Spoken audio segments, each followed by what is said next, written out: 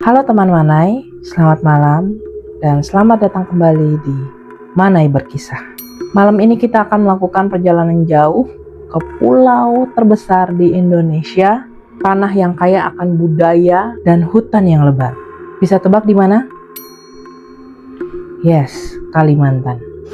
Di balik keindahan alam dan keramahan penduduknya, tersimpan cerita-cerita yang sudah turun-temurun diceritakan dari nenek moyang. Cerita tentang hal-hal yang tak kasat mata, tentang kekuatan gaib, dan tentang sesuatu yang mungkin membuat bulu kuduk kalian meremang hanya dengan mendengar namanya. Karena Manai juga orang Kalimantan dan orang Dayak juga, malam ini kita akan bahas secara tuntas tentang kuyang. Mungkin kalian sering mendengar istilah ini. Mungkin kalian mengira kuyang sama dengan leak di Bali atau penanggalan di Malaysia. Tapi di Kalimantan, kuyang memiliki karakteristik, sejarah, dan cara kerjanya sendiri yang sangat unik. Apa sebenarnya kuyang itu? Apakah mereka hantu atau manusia yang memiliki ilmu hitam? Bagaimana cara mereka bekerja? Apa yang mereka cari? Dan yang paling penting, benarkah mereka masih ada sampai hari ini? Manai akan mengajak kalian menyelami dunia mistis ini. Kita akan bahas dari A sampai Z, lengkap dengan cerita-cerita horor nyata, serta pandangan budaya dan ilmiahnya. Jadi, pastikan kalian dalam keadaan nyaman, jangan lupa berdoa, dan mari kita mulai pembahasan malam ini. Pertama-tama, mari kita definisikan dulu apa itu kuyang. Secara umum, kuyang adalah sebutan bagi manusia yang memiliki kemampuan supranatural untuk memisahkan bagian tubuhnya. Biasanya berupa kepala beserta organ-organ vital seperti jantung, paru-paru, dan usus yang kemudian terbang bebas di udara pada malam hari. Tapi tahu nggak kalian? Kata kuyang sendiri sebenarnya memiliki makna yang luas. Di beberapa daerah, kuyang bukan hanya soal kepala yang terbang. Ada istilah lain seperti balik, penyantak, atau pelesit yang merupakan bagian dari keluarga ilmu hitam ini, namun dengan tugas dan bentuk yang berbeda. Kepercayaan tentang makhluk ini sebenarnya tersebar di seluruh Nusantara dan Asia Tenggara. Di Vietnam ada Malai, di Thailand ada Krasu, di Malaysia ada penanggal.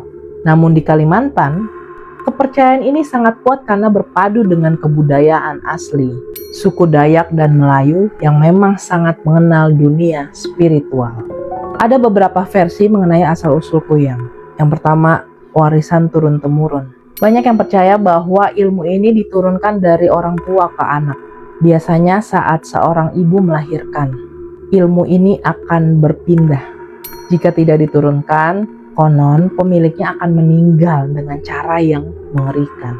Yang kedua, belajar ilmu gaib.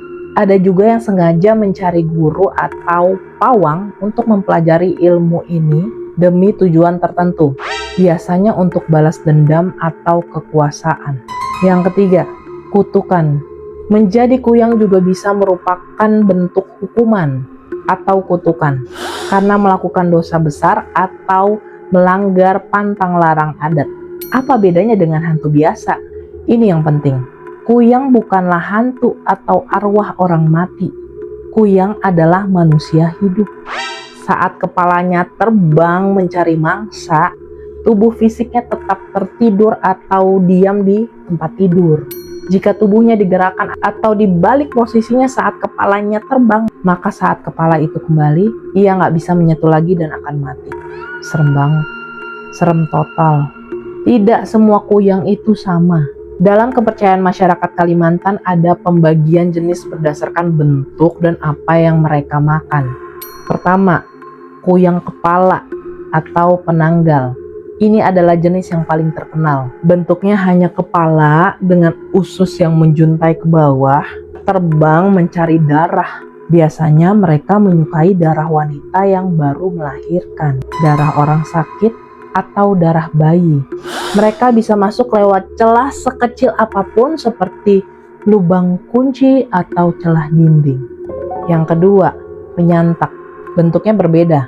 Penyantak biasanya terlihat seperti bola api atau cahaya terbang. Namun wujud aslinya sering dikabarkan seperti seekor binatang atau kadang hanya berupa kepala dengan rahang yang sangat besar dan kuat. Nama penyantak berasal dari cara mereka menyerang, dengan menyantak atau memenggal mangsanya untuk mengambil jantung atau hati. Yang ketiga, pelesit. Ini adalah jenis yang lebih kecil. Biasanya berwujud seperti belalang, kadal, atau hewan kecil lainnya. Pelesit bertugas sebagai mata-mata atau pengantar penyakit. Mereka juga meminum darah, tapi dalam jumlah sedikit. Bagaimana prosesnya? Menurut cerita yang beredar, untuk menjadi kuyang, seseorang harus melakukan ritual tertentu. Mereka harus memiliki media atau benda pusaka, seringkali berupa botol kecil, tempurung kelapa, atau kotak kayu yang diisi mantra. Pada malam-malam tertentu, biasanya saat bulan mati atau saat energi alam sedang tinggi, mereka akan mulai merasakan sakit di leher. Kepala mereka akan terasa panas dan berdenyut. Kemudian, perlahan, kepala itu akan terlepas dari tubuh. Organ dalam akan ikut tertarik dan mengikuti kepala tersebut. Mereka akan terbang dengan suara mendengung atau desisan yang sangat khas. Bau yang dikeluarkan pun sangat khas, yaitu bau besi berkarat, bau amis darah, atau bau belacan yang sangat menyengat. Mereka akan terbang mencari mangsa. Jika menemukan rumah yang ada bayi atau orang sakit, mereka akan mengintip dari atap dan jendela. Lidah mereka bisa memanjang seperti jarum untuk menghisap darah tanpa disadari korban. Korban yang menjadi korban kuyang biasanya akan semakin kurus, pucat, dan akhirnya meninggal dunia jika tidak segera diobati oleh pawang atau tabib. Nah, teman Manai, setelah kita tahu teorinya, sekarang saatnya masuk ke bagian yang paling ditunggu-tunggu. Ada kumpulan cerita dan pengalaman nyata yang pernah terjadi di berbagai daerah di Kalimantan, baik di pedalaman maupun di kota besar. Cerita pertama, bayi di kampung kecil. Di sebuah desa di pedalaman Kalimantan Tengah, ada sebuah keluarga yang baru dikaruniai anak pertama. Suatu malam, sang ibu terbangun karena mendengar suara aneh di atap rumah. Ia melihat ke arah buayan anaknya. Di sana terlihat ada cahaya kemerahan yang mengambang di atas bayinya. Sang ibu berteriak kaget. Suaminya langsung bangun dan mengambil parang, lalu memukul ke arah cahaya itu. Cahaya itu langsung terbang keluar rumah. Keesokan harinya, di jalan setapak menuju hutan, ditemukan jejak darah segar yang mengarah ke salah satu rumah penduduk. Warga akhirnya mendatangi rumah tersebut dan menemukan seorang wanita tua yang sedang mengobati luka di punggung atau lengannya. Jadi di bagian sini nih, bagian sini. Cerita kedua, kuyang di kota Pontianak. Banyak yang mengira kuyang hanya ada di desa, tapi enggak. Seorang saksi mata yang bekerja di salah satu rumah sakit di Pontianak menceritakan pengalamannya. Suatu malam saat jaga, ia melihat sesuatu yang melayang di luar jendela lantai 3. Itu bukan burung. Bentuknya bulat dengan sesuatu yang menjuntai ke bawah. Dia langsung teringat nih cerita orang tua bahwa kuyang sering datang ke rumah sakit karena di sana banyak orang sakit dan berdarah. Ada juga cerita tentang penghuni apartemen yang sering melihat bola api terbang melintasi gedung-gedung tinggi di tengah kota. Cerita ketiga, ketahuan saat terbang. Ini adalah cerita klasik yang sering terjadi. Ada seorang pemuda yang sedang duduk di beranda rumah pada malam hari. Tiba-tiba dia lihat sebuah kepala terbang, rendah nih terbangnya, melewati depan muka dia. Karena kaget dan panik, pemuda itu tanpa sadar meneriakkan kalimat atau pantun khusus yang sering digunakan untuk mengganggu kuyang. biasanya berupa ejekan atau panggilan. Mendengar suara itu, kepala si Kuyang ini seolah kaget dan berbalik arah. Namun karena panik, dia nggak bisa nemuin jalan pulang dengan cepat.